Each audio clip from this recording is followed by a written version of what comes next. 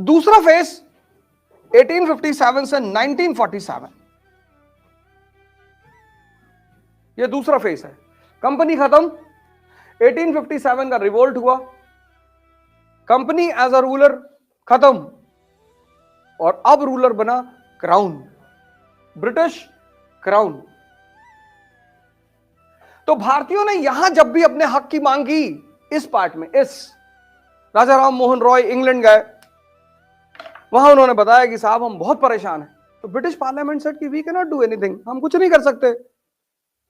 बोले क्यों? बोले आपकी कंट्री पे एक कंपनी का शासन है।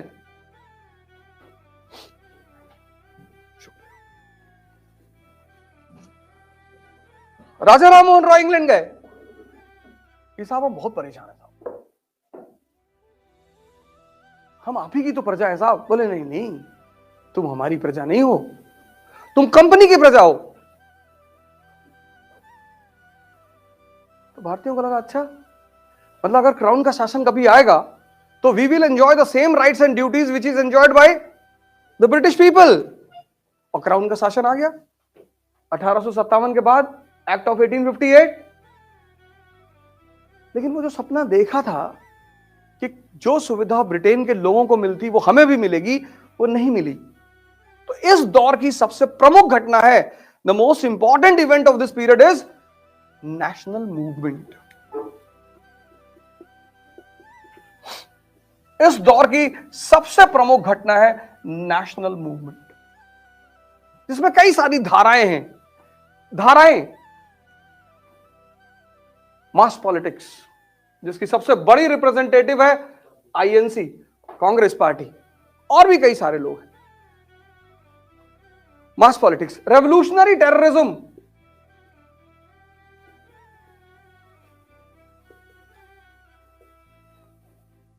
कम्युनिज्म एंड सोशलिज्म, ये सारी धाराएं इस फ्रीडम स्ट्रगल में आपको दिखाई पड़ेंगी, और सबने इस फ्रीडम स्ट्रगल को मजबूत करने में अपना अपना कंट्रीब्यूशन दिया। और फिर 1947 में यह देश आजाद हुआ और एक राष्ट्र बना जिसे हम आज कहते हैं India, that is Bharat. Modern India बस यही कहानी है। क्लियर? क्लियर? मॉडर्न इंडिया किस चीज की कहानी है? किस चीज की कहानी है? एक राष्ट्र के जन्म लेने की कहानी। कितने पार्ट में है? 2। एक पार्ट किसका है? ईस्ट इंडिया कंपनी का। What is the most important event of that period? The old structure got eliminated. Second period क्या है? नेशनल मूवमेंट, क्राउन का पीरियड है। उसकी सबसे प्रमुख घटना क्या है? National movement. उस नेशनल मूवमेंट में कितनी धाराएं हैं? बड़ी सारी धाराएं, हम सब पे चर्चा करेंगे। 1930 के बाद आप इस धारा को देखोगे, सोशलिज्म। और 1930 के बाद 2 सोशलिस्ट लीडर कांग्रेस में बहुत जबरदस्त तरीके से बाहर निकलेंगे, एक नेहरू, एक बोस। और फिर जो कांग्रेस का सेशन होगा वो गांव में होगा। कौन सा सेशन? फैजपुर। फिर जो कांग्रेस का सेशन होगा वो गांव में होगा, फैजपुर। 1931 में तुम देखोगे कराची सेशन, कांग्रेस का कराची सेशन। और कराची सेशन में पहली बार कांग्रेस आती है न्यू इकोनॉमिक पॉलिसी लेकर। और उस न्यू इकोनॉमिक पॉलिसी में सबसे ज्यादा ध्यान दिया जाता है किस पे? किसानों पे और मजदूरों पे, क्योंकि 1917 का रशियन रेवोल्यूशन हो चुका है। सब जोड़ना पड़ेगा सारी घटनाएं। 1920 में आईएलओ बन चुकी है, इंटरनेशनल लेबर ऑर्गेनाइजेशन। 1929 में एक बहुत बड़ी घटना घट चुकी है, इकोनॉमिक डिप्रेशन।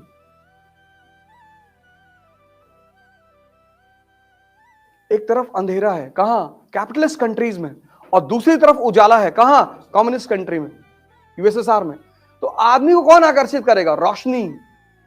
तो भारत में 1931 के बाद एक सोशलिज्म की लहर चलेगी और सभी उस लहर में नहाते हुए नजर आएंगे।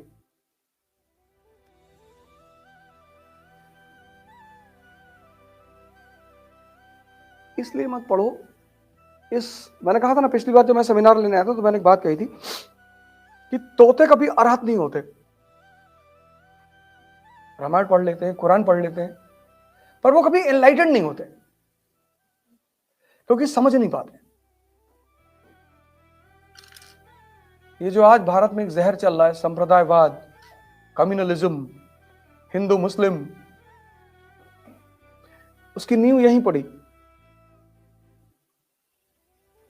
नेशनलिज्म को रोकने का जो सबसे स्ट्रांग तरीका है वो है कम्युनलिज्म। तो इस फेस में जहां से तुम देखोगे नेशनलिज्म का धारा शुरू होगी, वहीं से कम्युनलिज्म की भी धारा शुरू होगी।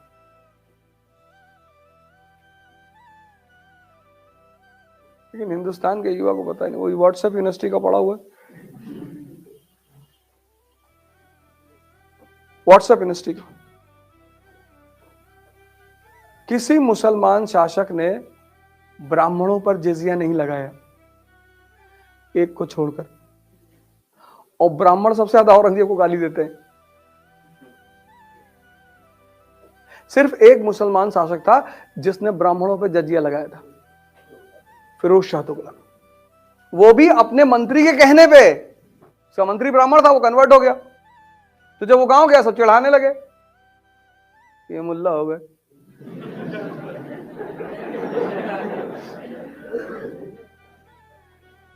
उसको लग गई कि वे चिढ़ा रही है हमको। उसने कहा लगा दो जजिया इनके ऊपर, पैसा वसूलो, मारो इनको। इसलिए फिरोज शाह तुगलक ने लगाया, औरंगजेब ने तो लगाया ही नहीं। औरंगजेब ने ब्राह्मणों पर जजिया ही नहीं लगाया।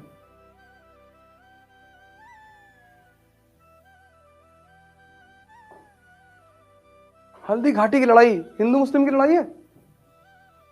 राणा की तरफ से जो उसका तोपची है ना, आर्टिलरी मैन हाकिम खान सूर,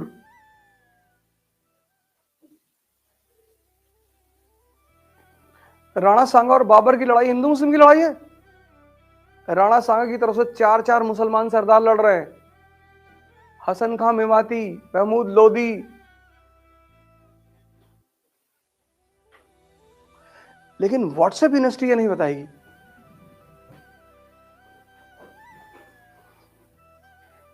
मैंने कहा ना 10th के बाद लोगों ने हिस्ट्री पढ़ी नहीं। 95% इस कंट्री का लड़का उसमें चला गया साइंस में, उसको नौकरी करनी थी तुरंत, मेडिकल की तैयारी करनी थी, डॉक्टर बनना था और इंजीनियर। 90s के बाद यहां कंट्री में 2 ही चीज लोग बन रहे थे, एक डॉक्टर एक इंजीनियर।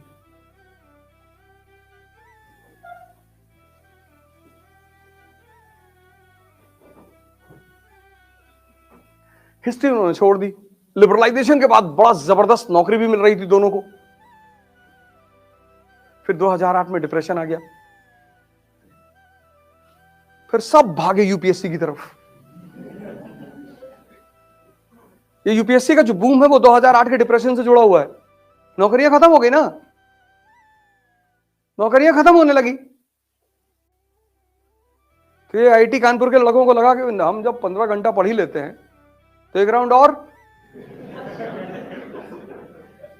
आईआईटी के लड़कों का सिलेक्शन क्या होता है, उसकी सबसे बड़ी वजह यह है कि उनके सेटिंग क्षमता बहुत अच्छी है, उनकी सोचने की क्षमता बहुत अच्छी है। ह्यूमैनिटीज का लड़का जो है वो 1 घंटे में एसी ढूंढने लगता है, गर्मी बहुत लग रही, कहां से हवा नहीं आ रही यार, यहां हवा नहीं।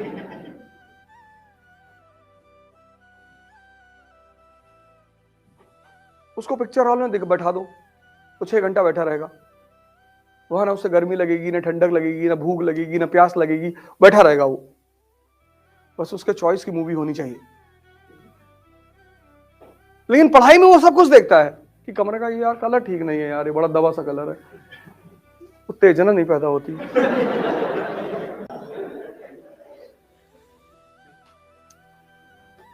तो आईआईटीएंस की चूंकि हैबिट अच्छी है पढ़ने की, सेटिंग हैबिट अच्छी है, थिंकिंग प्रोसेस भी अच्छा है, और फिर सीसैट ने 4 चांद लगा दिया। प्री उनका निकलना ही था, उन्होंने वो हर जगह एज लेते चले गए ना, सीसेट उनके लिए खतरा ही नहीं बना। यूपी के लड़के ने 1994 में अंग्रेजी हटाओ आंदोलन चलाया। हां, 1994 में यूपी में अंग्रेजी हटाओ आंदोलन चला। इलाहाबाद में लड़कों ने खूब सरकारी संपत्ति, मैं था इलाहाबाद में, खूब पत्थर मारे। अब ये मत पूछना कि आपने मारे कि नहीं। अंग्रेजी हटाओ।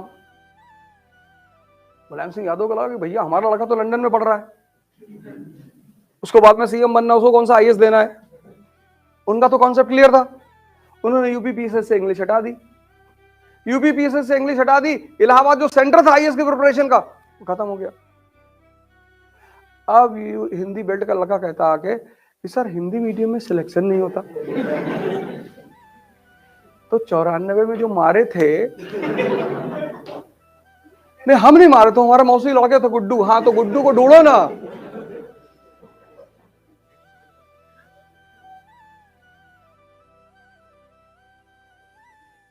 किसी भी भाषा को जानना से बुराई थोड़ी है, और इंग्लिश तो वैसे भी सबसे सरल भाषा है।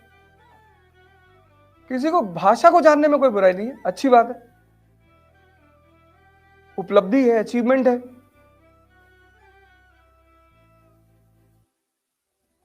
अब इन दो सेक्शन के लिए किताबें कौन कौन सी होंगी? किताबें जरूर पढ़ो।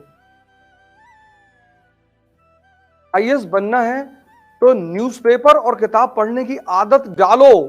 यूट्यूब के लेक्चर्स बहुत कम सुनो, मैंने कहा नहीं सुनो, बड़े अच्छे अच्छे लेक्चर्स पढ़े हुए हैं, बड़े अच्छे अच्छे टीचरों के पढ़े हुए हैं, तो सुनो, लेकिन किताबों को पढ़ने की आदत डालो। Because when you read the book you have to connect the lines and create the story. तो तुम्हारा दिमाग जिंदा होगा। जब तुम किताब पढ़ोगे ना तो तुम्हें सोचना पड़ेगा। तुम सीरीज देखते हो तुमको मजा आता है क्योंकि तुमको उसमें सोचना नहीं पड़ता, कहानी अपने आप सामने खुलती चली आती है। इसलिए गांव के लोग आज भी सिनेमा को देखना बहुत बुरा मानते हैं। 80 में तो खैर मानते ही थे, 90 में तो खैर मानते ही थे। आपने घर में जो आपके एल्डर है, पिताजी, उनसे पूछिए कि वो कैसे पिक्चर देखने, मूवी देखने जाते रहे होंगे। और किसी भी तरीके से मूवी हॉल में घुसोगे तो इंफॉर्मेशन घर पहुंच जाती थी। और आज पीवीआर को एक सोशल स्टेटस बना दिया गया है, क्योंकि मां बाप को पता था कि अगर तुम मूवी देखोगे ना तो तुम्हारी जो कनेक्ट करके सोचने की क्षमता है वो खत्म हो जाएगी। इसलिए किताबें पढ़ने में नींद आती है। तो किताबें खुद से तभी बोलेंगी जब तुम उनसे बोलोगे, वरना वो तुमसे नहीं बोलेंगी। वो बोलेंगी तुमसे। और जिस दिन तुम जो पढ़ रहे हो, मतलब एक तरफ तुम आगे पढ़ रहे हो और दूसरी तरफ यहां पिक्चर बन रही है, उसके बाद तुम्हारा कोई कंपटीशन रुक ही नहीं सकता। बस यही पैरामीटर है कि जिस लाइन को तुम पढ़ रहे हो, चाहे वो हिस्ट्री हो, ज्योग्राफी हो, पॉलिटी, इकोनॉमी, कुछ भी, मतलब तुम लाइन यहां पढ़ रहे हो और यहां उसकी पिक्चर बन रही है, बस समझ लो तुम्हारा सिलेक्शन होने वाला है।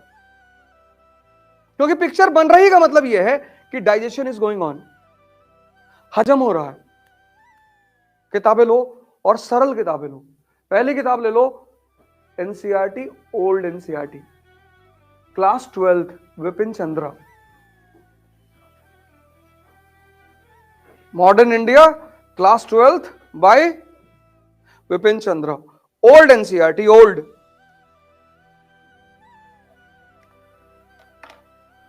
Old NCERT by Vipin Chandra, class 12th।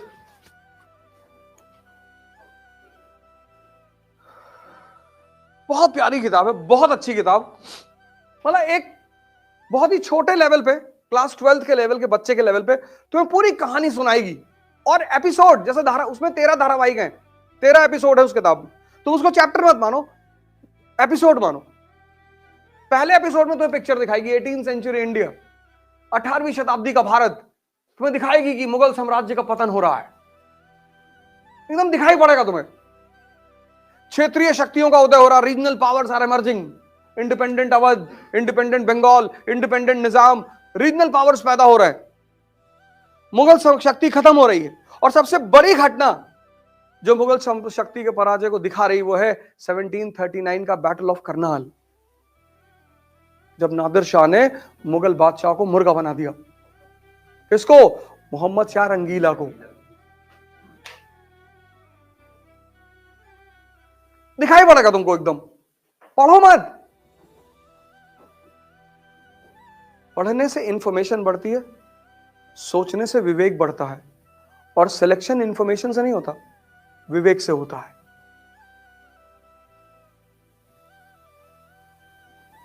आज के दौर में लोगों के पास इंफॉर्मेशन बहुत है, पर सोचा ही नहीं, सोचा ही नहीं। सब कुछ उस किताब में लिखा हुआ है, सब कुछ, बस तुम्हें सोचना है रुक के। कोई आदमी इस क्लास में जिसने 12th की कभी एनसीईआरटी पढ़ी हो? अब तो हाथ ना उठाओ।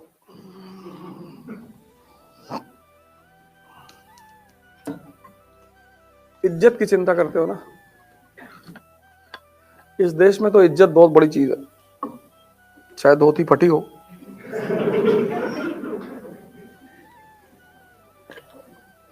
ऐसा इज्जत समझा दिया गया है, भिखमंगों की कौन सी इज्जत है।